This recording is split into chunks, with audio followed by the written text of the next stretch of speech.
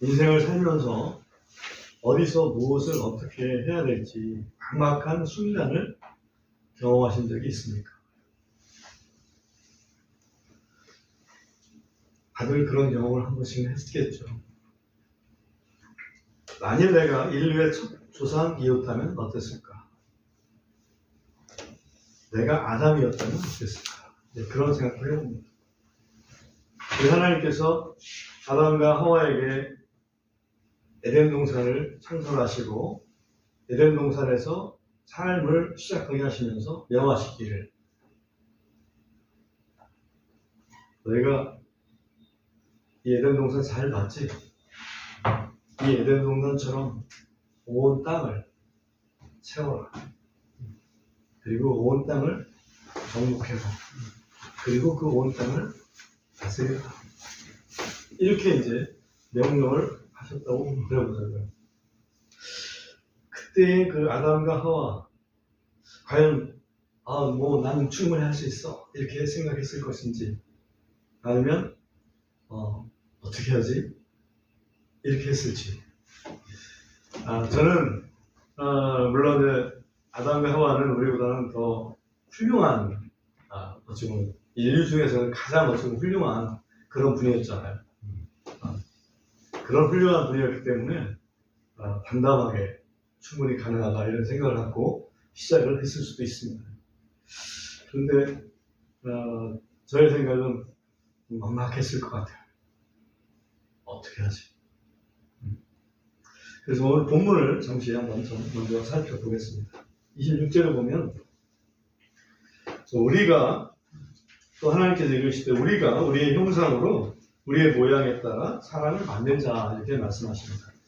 하나님은 한 분이신데 왜 우리가? 라고 하셨을까? 우리는 알고 있습니다. 하나님은 한 분이시지만 성부, 성자, 성령, 이 삼위의 위격을 갖고 계신다. 그래서 아버지와 아들, 성령님이 이렇게 협의를 했다는 것을 알 수가 있습니다. 우리가 우리의 형상대로 우리의 모양에 따라 사람을 만들자. 그래서 우리 사람은 하나님의 형상대로 상위를 가진, 어찌 보면 우리의 영과 혼과 육이라고 하는 그런 귀한 영역을 가진 존재가 되었다 이렇게 볼 수 있습니다. 26절을 계속해서 보면, 그리고 그들이 바다의 물고기와 공중의 날짐승과 가축과 온 땅과 땅에서 기어다니는 모든 기른 것을 지배하게 하자 이렇게 말씀하십니다. 그러니까 우리가 지배해야 될 대상, 우리가 통치해야 될 대상은 물고기도 통치를 해야 되고, 새들도 통치를 해야 되고, 가축들, 그리고 땅에 기어다니는 모든 것, 그리고 땅도, 그리고 온 땅이 바다에 속해 있잖아요. 그 땅도 우리가 지배를 해야 됩니다. 17절 보면, 그렇게 하나님께서 자신의 형상으로 사람을 창조하시되 그분께서 하나님의 형상으로 그를 창조하시고 그들을 남성과 여성으로 창조하셨더라. 그래서 우리는 아담과 하와를 창조하신 것을 우리가 알고 있습니다. 28절에 보면, 또 하나님께서 그들에게 복을 주시며 하나님께서 그들에게 이르시되 다산하고 번성하여 땅을 채우고 그것을 지배하라. 이렇게 되어 있어요. 땅을 채우고, 땅을 채워야 됩니다. 뭔가 사람으로 채워야 되죠. 지금 땅이 텅 비어 있습니다. 그죠? 텅 비어 있는데 그걸 채우고 그것을 지배하라. 이 지배하라는 번역상에서 저는 정복하라를 잘못 번역했다 이렇게 봅니다. 그것을 정복하라. 왜냐하면 subdue라는 단어이기 때문에. 또 바다의 물고기와 공중의 날짐승과 땅 위에서 움직이는 모든 생물을 지배하라 하시더라. 여기 보면 인간에게 주신, 인류의 첫 가정에 주신 그 세 가지 사명이 있습니다. 우선 땅을 채우는, 그러면 사람이 자손들을 많이 낳아야 채울 수 있을 거 아니에요. 그 다음에 땅을 정복하는 일, 그리고 땅을 지배하는 일, 이 세 가지의 사명이 있음을 알 수 있어요. 그러면서 29절에 보면 그 먹이로, 생명을 유지할 수 있는 먹이로 모든 씨 맺는 채소와 또 씨 맺는 나무의 열매, 과일이죠. 그거를 너에게 주었다라고 말씀하십니다. 그리고 이 땅에 있는 짐승들, 공중의 날짐승들에게는 푸른 채소를 먹을 것으로 허락을 하셨다. 이렇게 되어 있습니다. 이름을 보면 사람이 본래 짐승을 잡아먹는 일도 원래 허락된 게 아니고, 그 다음에 또 짐승들도 짐승을 서로 잡아먹는 것도 허락되지 않았습니다. 짐승들은 채소를 먹고, 우리는 채소와 과일을 먹고 하는 그러한 것이 허락이 되었던 거죠. 조금 우리가 살아가는 현장은 좀 다르다, 이렇게 볼 수가 있죠. 첫 번째 우리가 생각해 볼 거는 우리는 과연 누구인가 라는 차원이죠. 우리는 누구인가? 하나님의 형상을 닮은 하나님의 피조물이다. 하나님의 형상을 닮은 하나님의 피조물은 사람 이외에는 없습니다. 누구에게도 그런 이야기를 해주신 적이 없어요. 그 다음에 우리는 무엇을 해야 되는가라고 보면 땅을 채우고 정복하고 다스리는 일을 해야 됩니다. 그리고 또 세 번째는, 그러면 우리는 지금 뭐를 가지고 그 일을, 그 소명을, 그 사명을 감당할 수가 있겠는가? 이렇게 보면 지금 먹을 거는 채소와 과일이죠. 채소와 과일을 먹으면서 그 생명을 유지하면서 그 과업을 달성을 해야 됩니다. 근데 한 가지 더 있더라고. 뭐가 있나 봤더니 하나님께서 복을 주시며 그랬어요. 하나님 주신 복이 있어요. 그죠? 하나님이 주신 복이 있어요. 어떤 복을 주셨을까? 그게 여러 가지가 있겠지만 우리 사람들에게 성령의, 우리 소위 열매와 같은 거 있잖아요. 성령의 소유과 같은 거. 예를 들면 성령은 지혜의 영이기도 하고 지식의 영이기도 하고 권능의 영이기도 하고, 그렇죠?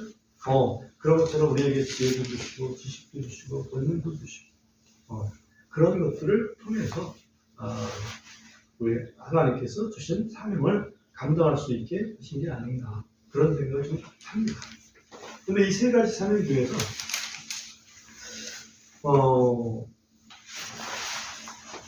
첫 번째 사명은 우리에게 주신 어떤 그 생명력, 그리고 또 우리에게 주신 분식, 이런 걸 통해서 달성할 수 있을 것 같아요.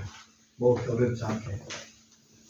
그런데 두 번째 사명은 땅을 정복해야 되기 때문에 땅을 왜 정복을 해야 되지?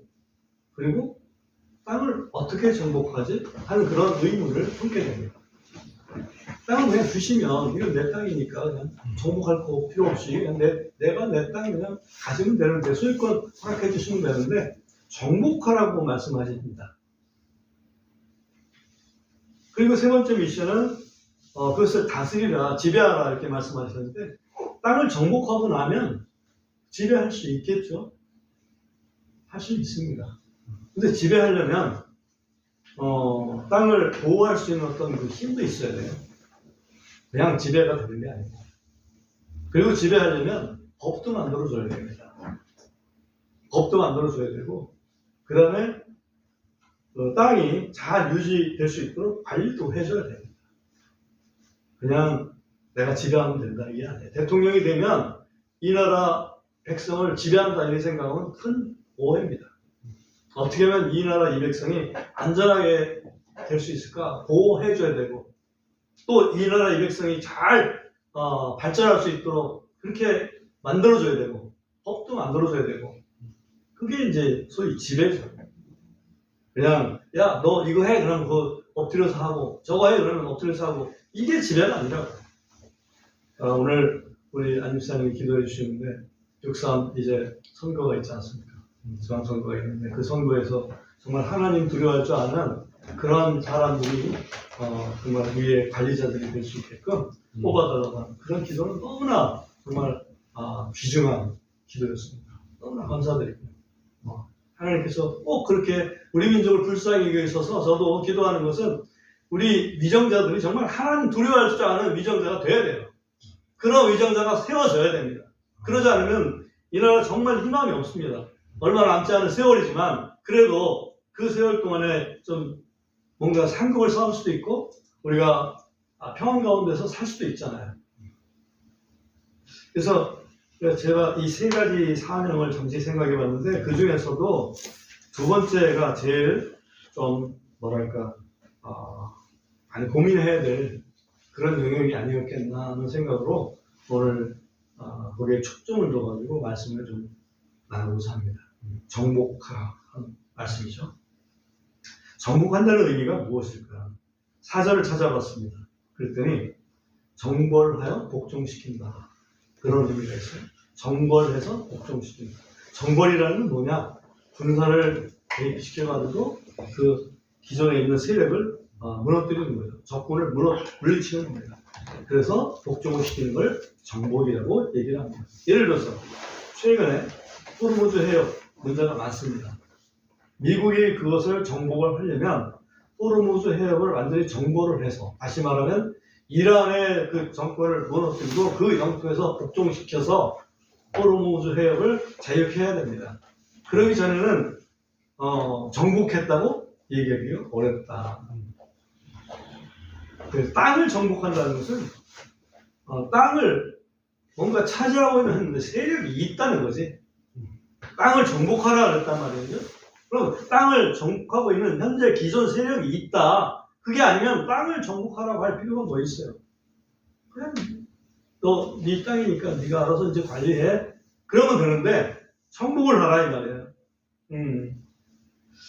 또 정복이라는 의미는 또 다른 의미가 있습니다. 예를 들어서 내가 영어를 완전히 정복했다. 네? 그렇게 얘기를 해보자고. 그러면 그건 어떤 의미냐면 내가 영어의 단어를 알 뿐만 아니라 영어의 문법도 알고 또 작문도 할 줄 알고 또 독해도 할 줄 알고 그리고 회화까지 할 수 있어요. 그죠? 그래서 영어를 사용하는 현지인들하고 동일한 수준의 어떤 지식을 내가 갖게 되면 그 영어를 정복했다. 이렇게 얘기할 수가 있다. 그 얘기 무슨 얘기냐면 땅을 정복하려고 그러면 땅이 가지고 있는 어떤 성질이 어떻게 되어 있는지, 땅은 구조가 어떻게 되어 있는지, 땅은 무슨 일을 하는지, 그 일을 하는데 땅을 어떤 원리로 해서 그렇게 되는지, 땅이 가지고 있는 문제는 무엇인지, 그리고 그 문제를 해결하려면 어떤 대책이 있는지, 그런 부분들을 정확히 이해하지 않으면 땅을 정복한다고 할 수가 없다. 그렇다면 인류는 땅을 정복했다고 할 수 있을까? 현재 상태는 보자고. 인류가 땅을 정복했다 이렇게 분명히 말할 수 있을까? 저는 외형적으로는 뭐 그랬다라고 이렇게 말할 수 있을 것 같아요. 왜? 지금 이 땅에서 인류만큼 제일 높은 자리에 있는 존재가 어디 있어요? 없죠? 인류가 최고 높은 자리에 있기 때문에 외형적으로는 분명히 지배하고 있다 이렇게 말씀을 드릴 수가 있어요. 그런데 이제 문제가 되는 부분은 뭐냐면 내적인 부분이 하나 있습니다. 우리 한번 내적인 부분을 살피기 위해서 이사야서 14장을 나눠보겠습니다.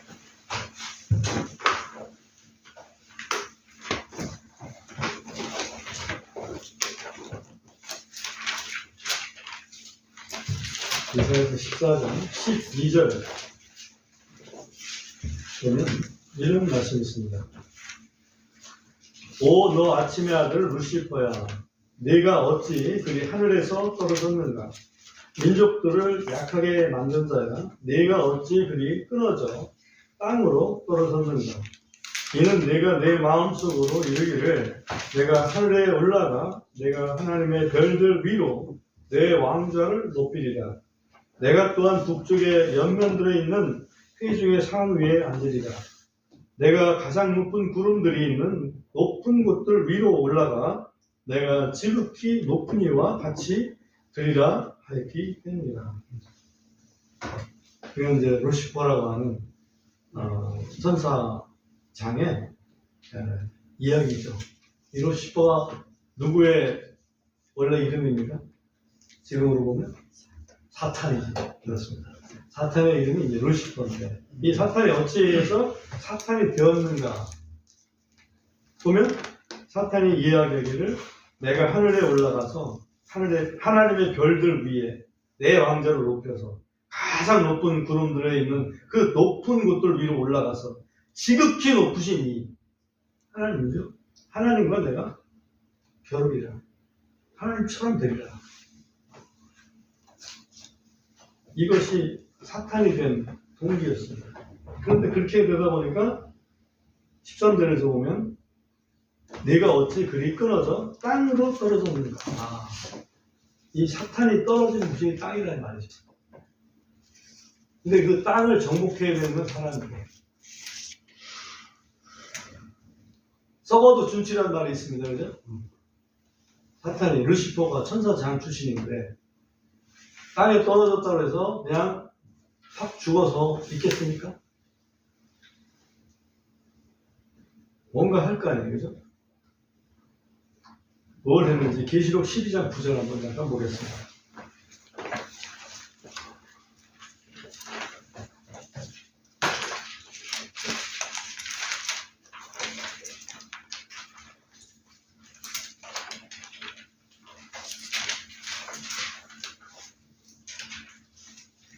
계시록 12장 9절 한번 같이 한번 읽어보겠습니다.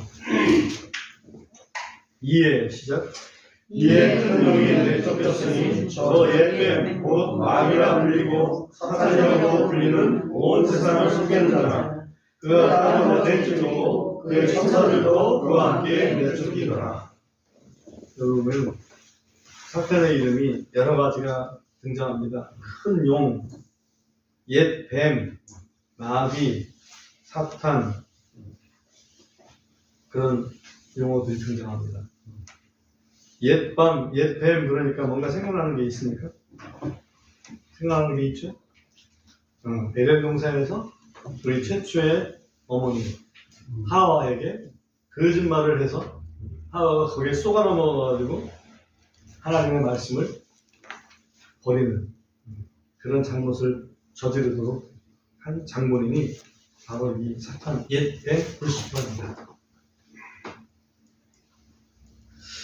그래서 이 땅에는 아담과 하와가 주어진 그 땅에는 루시퍼라고 하는 존재가 있었다는 그 사실, 그 사실이 우리에게는 하나의 큰 어떤 짐으로 이렇게 느껴질 수가 있습니다.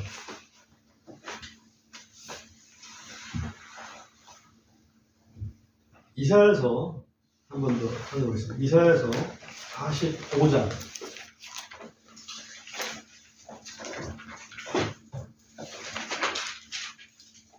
여기보다 18절. 제가 읽어보겠습니다. 이는 하늘들을 창조한 주가 이같이 말하기 때문이라. 하나님이 친히 땅을 조성하고 그것을 만들었으며 그가 곧 내가 그것을 견고하게 하고 그가 곧 내가 그것을 헛되이 창조하지 아니하였으며 그가 곧 내가 그것을 사람이 거주하도록 조성하였느니라. 나는 주니 나 외에 다른 이가 없느니라. 여기에서 특별히 헛되이 창조하지 아니하였다는 말씀에 여러분 주의를 기울여 주시기 바랍니다. 땅은 하나님께서 창조하실 때 기본적으로 헛되이, 텅 비게 창조하지 않았습니다. 그런데 창세기 1장 2절에 보면 이렇게 되어 있습니다. 땅은 형태가 없고 비어 있으며 라고 했습니다. 땅은 형태가 없고 비어 있으며, 앞에서는 분명히 하늘과 땅을 창조하셨다라고 말씀하셨고 그 창조하신 그 땅은 헛되이, 텅 비게 창조하지 않았다 이렇게 말씀하셨는데 창세기 1장 2절에는 땅은 형태가 없고 비어 있으며 라고 되어 있습니다.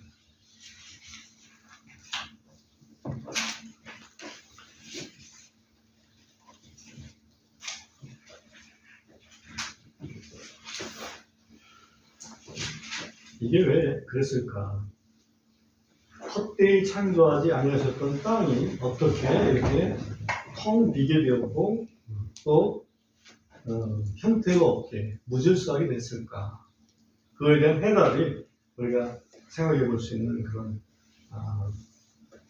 교리적인 그런 접근은 이 사탄이 그때 땅으로 이렇게 한마디로 쫓겨난 그런 이유구나. 그렇기 때문에 그때 땅이 사탄으로 말미암아서 이렇게 형태가 없고 텅 빈 땅이 되었구나 하는 것을 알 수가 있습니다. 그래서 그 이후에 하나님은 6일간의 창조를 통해서 어찌 보면 재창조라고 부를 수 있죠. 재창조를 통해서 빛도 지으시고 궁창도 만드시고 또 바다와 육지를 구분하기도 하시고 땅에는 초목이 자라게 하시고 일월 성신을 지으시고 또 일월 성신을 통해서 계절을 이루게 하시고 바다에는 물고기 공중의 새들이 충만하게 거할 수 있게 하시고 또 땅에는 짐승들 가축들을 이렇게 만들어 놓으셨구나. 그리고 아담과 하와를 마지막으로 지으셨구나. 사람이 살만한 땅으로 회복시켜 주셨구나. 그런데 그 땅을 정복하라고 명하셨습니다. 이것은 금방 우리가 생각해 봤지만 땅에 쫓겨난 그 사탄에게 빼앗기지 않도록 그 주권을 빼앗기지 않도록 해야 되겠구나. 그것이 하나님의 뜻이라는 얘기죠. 죄를 이겨야 돼요. 그러려면. 근데 불행하게도 우리는 사탄의 계략에 말려서 옛뱀에 어찌 보면 유혹에 거짓말에 휘말려가지고 하나님의 진실된 명령을 저버리고 그리고 고난이 시작됐습니다. 그 결과 땅은 저주를 받았고 풍성한 열매를 내어주지도 않았고 평생 얼굴에 땀을 흘리며 수고해야만 먹을 것을 얻을 수 있는 그런 현장과 같은 그런 인류의 삶이 시작되었다 해볼 수 있습니다. 그 다음에 그 땅 자체에 대해서 우리 인류는 얼마만큼 이해를 했을까? 많이 이해했다고 봅니다. 왜냐하면 지금은 뭐 반도체 기술 같은 거 보면 대단하지 않습니까?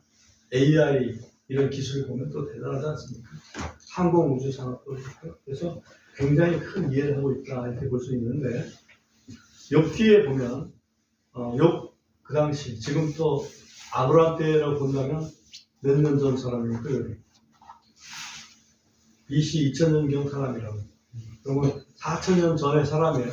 그 사람이 얼마만큼 이해가 깊었었는지 욥기에 잠깐 찾아보겠습니다. 욥기 26장을 보겠습니다.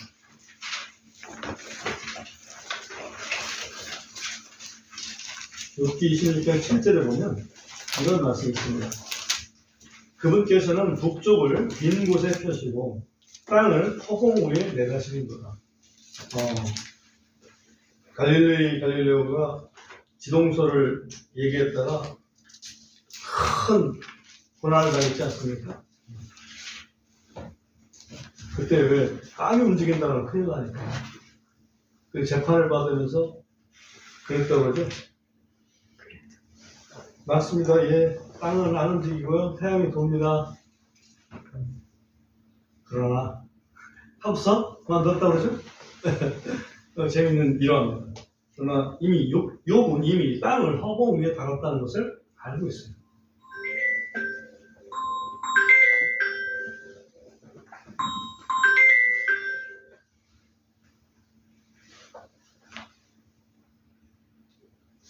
그 다음에 26장 8절에 보면 그분께서 물들을 자신의 빽빽한 구름들 속에 싸매시니 구름이 그것의 바닥을 찢지 아니하는도다.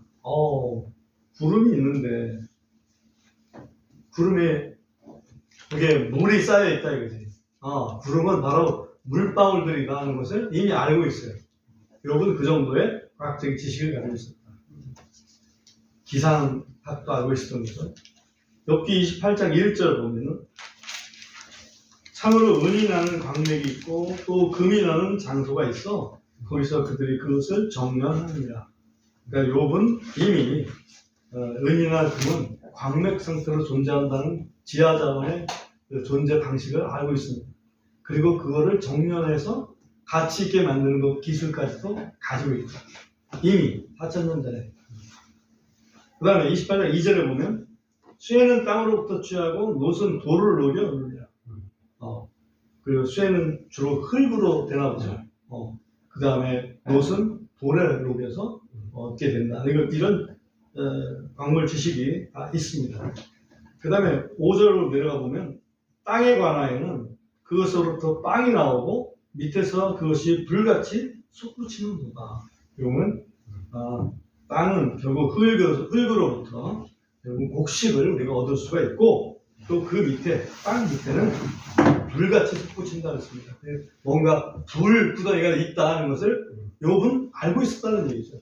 이 정도로 상당한 지식을 가지고 있어요. 상당한 지식을 가지고 있는데, 반면에 여호와께서 욥에게 질문들을 던지십니다. 38장으로 한번 넘어가 보겠습니다. 욥기 38장 4절. 여기 보면, 내가 땅의 기초들을 놓을 때에 내가 어디 있었느냐 라고 얘기를 합니다. 땅의 기초를 어떻게 놓았는지 아니? 그런 말이죠. 5절에 보면, 누가 그 도량들을 정하였는지 내가 아느냐. 땅의 치수 이런 것들은 어떻게 정했는지 아니? 이런 거나 마찬가지죠. 6절에 보면, 그것의 기초들을 어디에다 고정했느냐, 혹은 그것의 모퉁이돌을 누가 놓았느냐. 그 땅의 기초는 어디에 고정되는지, 무엇을 기준으로 이렇게 했는지 지구과학적으로 우리가 다 알고 있는 질문하는 거죠. 또 8절에 가보면, 혹은 바다가 태에서 나오는 것 같이 그것이 터져 나왔을 때 누가 문들로 그것을 막았느냐. 바닷물이 더 이상 흘러가지 않도록 막은 그런 기술은 네가 가지고 있니? 뭐 이런 얘기죠. 16절로 내려가 보면요, 네가 바다의 샘들 속으로 들어간 적이 있느냐. 바닷속 그 깊은 곳에, 혹은 네가 그 깊은 곳을 찾아 거닌 적이 있느냐. 지금도 사실은 해저 심해에는 들어가지 못한, 인간의 기술로 들어가지 못한 곳이 많이 있습니다. 그걸 질문하시는 거죠. 31절. 내가 플레이 아데스의 감미로운 떨기들을 묶거나 혹은 오리온의 띠들을 풀 수 있겠느냐. 이 오리온이나 플레이 아데스는 이 별자리죠. 별자리를 네가 묶거나 네가 풀거나 할 수 있니? 라고 질문을 던지시는 겁니다. 우리 인간이 아무리 뛰어나도 삼태성 자리 옮길 수 있어요? 못하죠? 북두칠성 자리 옮길 수 있습니까? 못합니다. 33절에 결정적으로 보면, 네가 하늘의 규례들을 아느냐? 네가 하늘의 통치권을 땅에 세울 수 있느냐? 아휴, 다 안다고 생각했는데 정말 모릅니다. 우리가 첨단 기술을 가지고 있어서 뭐든지 할 수 있다고 생각했는데, 하나님이 이런 질문을 던지니까 우리가 아는 건 정말 너무나 조그만 거예요. 41절. 우리가 전에 김기환 목사님 오셨을 때 읽었던 것도 규절인데요. 까마귀 새끼들이 하나님께 울부짖으며 그것들이 먹을 것이 없어 헤매는 때에 누가 까마귀를 위해 그것에 먹을 것을 마련해 주느냐. 우리 살기도 힘드니까 어떻게 하면은 뭐 까마귀 고기라도 잡아먹을까 생각할지 몰라도, 까마귀 새끼가 울부짖을 때 그들에게 먹을 것을 너희가 마련해 줄 수 있겠냐. 그 얘기를 지금 하고 계시는 거죠.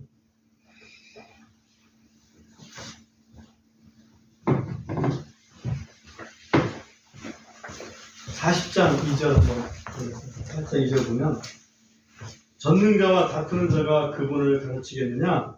하나님을 책망하는 자는 그것에 대답할지니라. 다시 말하면 욥한테 얘기하는 거죠.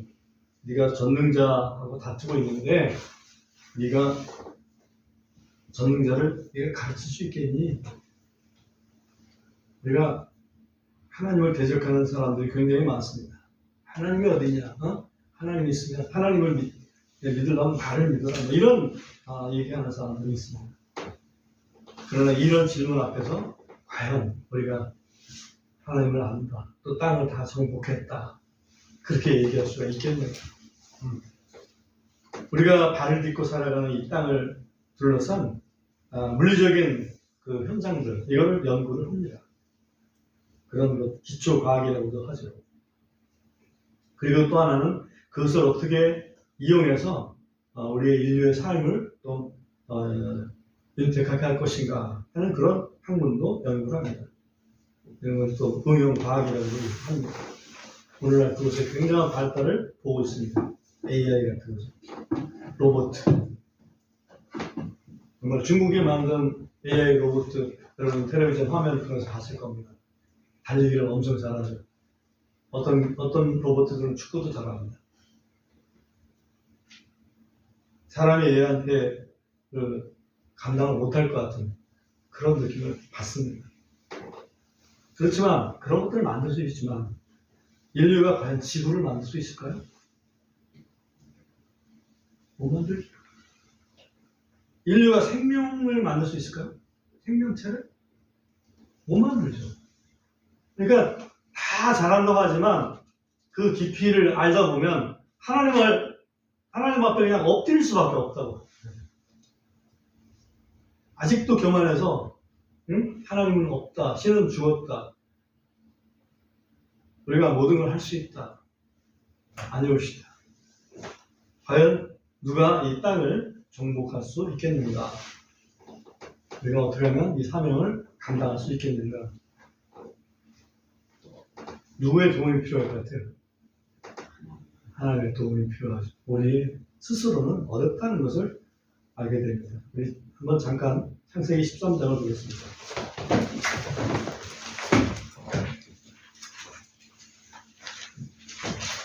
창세기 13장 14절에 보면 롯이 아브라함과 분리된 후에 주께서 아브라함에게 이르시되 너는 눈을 들어 네가 있는 곳에서 북쪽과 남쪽과 동쪽과 서쪽을 바라보라.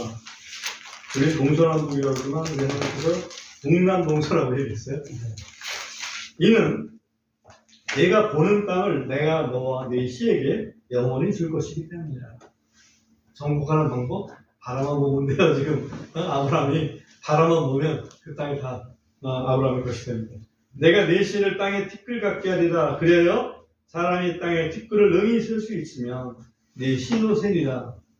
일어나 그 땅을 그것의 길이로도 걸어보고 그것의 너비로도 걸어보라. 이는 내가 그 땅을 네게 줄 것이기 때문이다. 아브라함이 가로로 걸고 세로로 걸어보면 걷는 땅이 아브라함의 땅이 된다 라는 그런 약속을 주셨습니다. 이걸 보면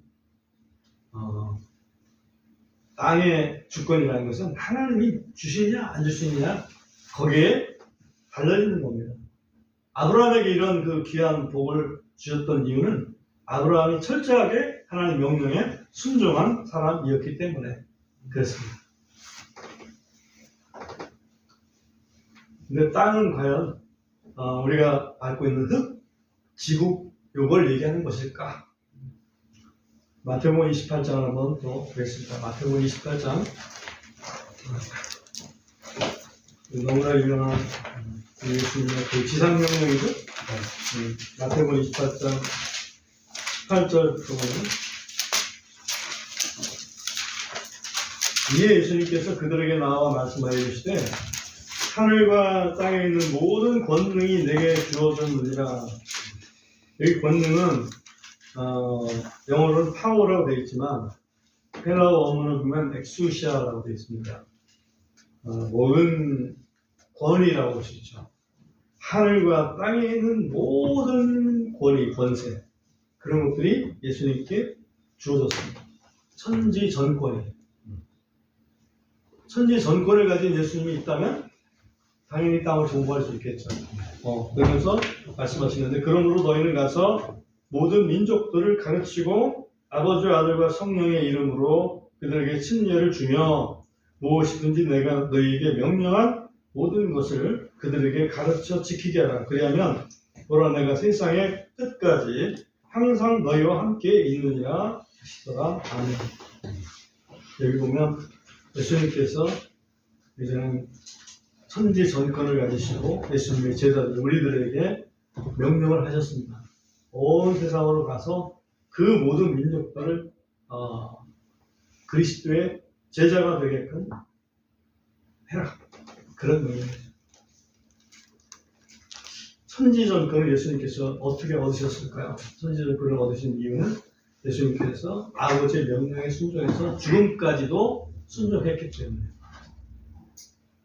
아버지 할만하시거든 이 잔을 내게서 옮겨 주옵소서 라고 하셨지만은 그러나 내 뜻대로 마옵시고 아버지의 뜻대로 하옵소서 그래서 순종했죠. 그게 우리 인류를 구원하신 유일한 길이 됐습니다. 그죠?